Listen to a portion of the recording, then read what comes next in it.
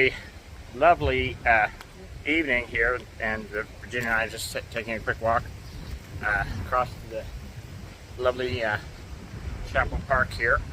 I will be delivering some remarks later this evening on the debt ceiling crisis that we're facing, with some recommendations that I will see to it get forwarded on to President Biden and Speaker McCarthy through various means. I can certainly arrange that. It's a time when your devotion to the nation supersedes your party affiliation and your ambitions, or even your agenda. Forgive my hair, it's just a little bit gusty out here. Even your agenda as a potential leader of the nation, you must set aside and think about how we solve a problem together. It doesn't even occur to me to think about where I sit in the pecking order things to attempt every which way you can, with great discipline and as much intelligence as you can bring to the table, to help solve a joint problem.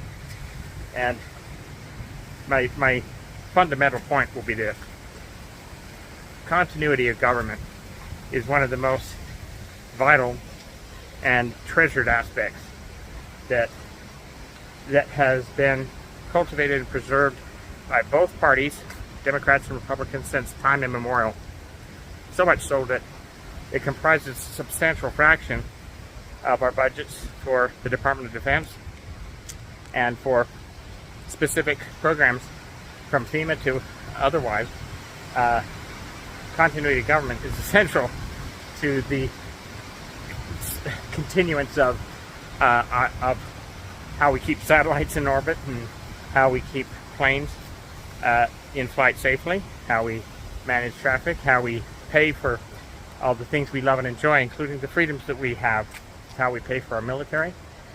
You cut off government funding, and you cut off our ability to defend our borders. You defund the border. You defund our protections against invasions of our nation. Fund the government, you defund even our military. So tell that to the soldiers out there who are defending our nation, and our sailors in the Pacific right now, to protecting our borders and our interests around the planet.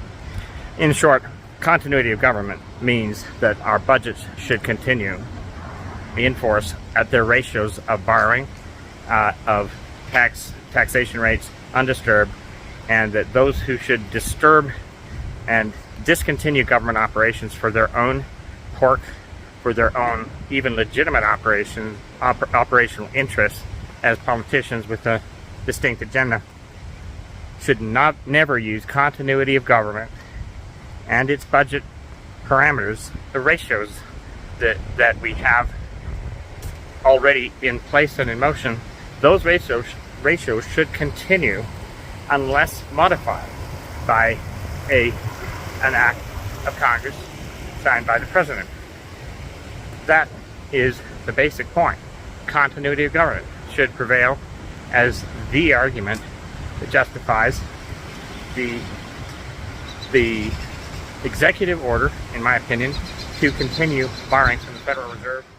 So continuity of government is the mandate that should be enacted at this time with this Congress, if possible. If not now, affirmative administration will pass such legislation, I assure you. It just makes logical sense to continue on with course and speed until it's changed by an act of Congress that's signed by a sitting president. That makes simply so much sense. Continue doing business as we have been until we change our minds the right way, not by force of single political interests of any nature whatsoever.